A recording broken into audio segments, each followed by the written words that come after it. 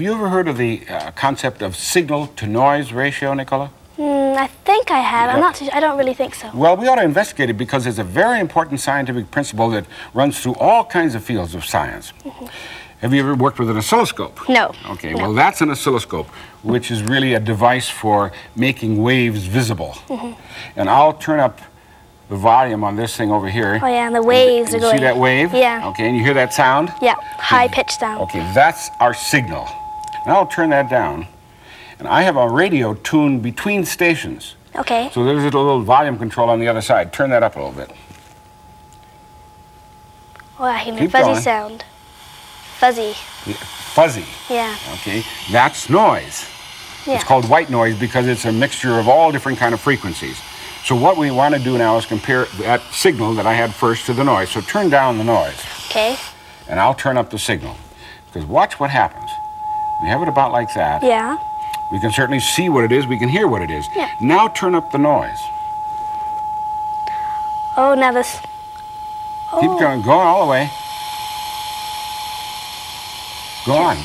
Can't see anything. You can't see anything No. because the signal-to-noise ratio, or the comparison of the two, is too great. They're both maybe the same strength, and you can't see anything. Yeah. So what scientists try to do, and engineers when they work with equipment, is to try to get the signal loud enough to overcome the noise if they have a lot of noise, or in some cases, make the equipment better so that the signal will stay at the same strength but reduce the noise. Oh, I see. Yeah, okay. Reduce the noise over there once now.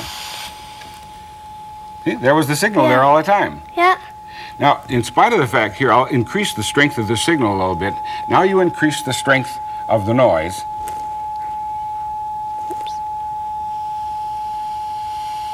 Okay, now back down just a little bit.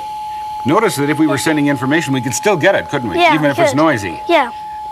Right there. You're right there. In fact, you could go up a little higher even. You can still see it. You could still see that there are supposed to be 4 peaks there. Yeah. Okay, you want to turn down the noise? There. And I'll turn down the signal over here. Now, you've done that with sound. Have you ever driven along and listening to a car radio and you turn the music up so that you can hear it? Yeah. Then what happens when you stop at a stop sign? It's really loud. But it hasn't changed volume at No, all, has not it? at all. What happened? Because everything else is quieting down because of the stop. In terms of signal-to-noise ratio, the signal stayed the same, but what happened to the noise?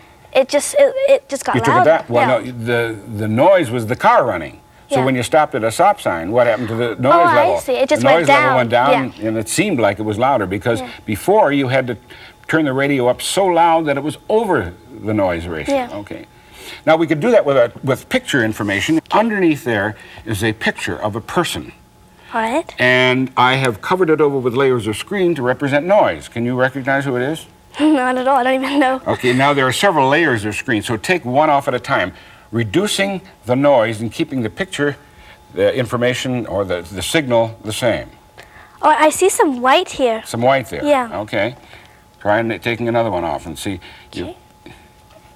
slowly reducing the noise level. It's a person. It's a person, all right. I can see a mouth. A mouth. Okay. Take one more layer of noise away. Oops. Oh, no, I know who that is. Who? Me. Yes. I asked your mother for a picture of you so I could cover it over. And notice, by the way, there's a lot of noise in the picture. Yeah. There's a whole layer of screen on the top, and yet you Yeah. can still recognize it because the signal-to-noise ratio is good enough for you to get the information. Okay, now let's do the reverse. Let's have the noise ratio so great, and here is the signal. Okay. I don't know what that is. You don't know what that is No. because the signal now is much too weak for the amount of noise. Yeah. And that's the way a jigsaw puzzle works. Okay, here's another piece of information. Add it to that. See if you can I think it goes like that. yeah. Okay, here's another one.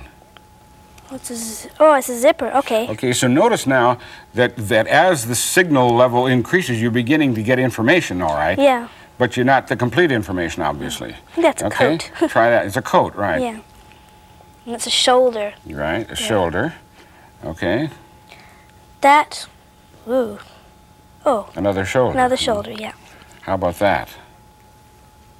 It's a corner, so it must. Oh, I think it's up here. Okay. Trees. Another corner. So Notice a there. vital piece of information is gone. The thing that you use to recognize people, right? The Yeah. face. Okay, here's the last piece. Put that in. It's you. Yeah, it's me. There. So what I did was to cut up a picture of me in jigsaw puzzle fashion. And that's one of the reasons why jigsaw puzzles are hard to do.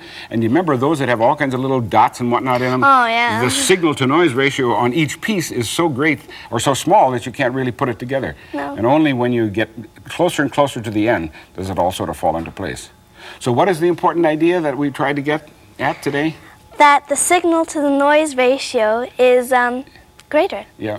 In other words, signal to noise ratio exists in many fields of science and engineering. And what you try to do is to make the signal to noise ratio as great as possible, because then you'll get the best information. Yeah. Yeah, very good.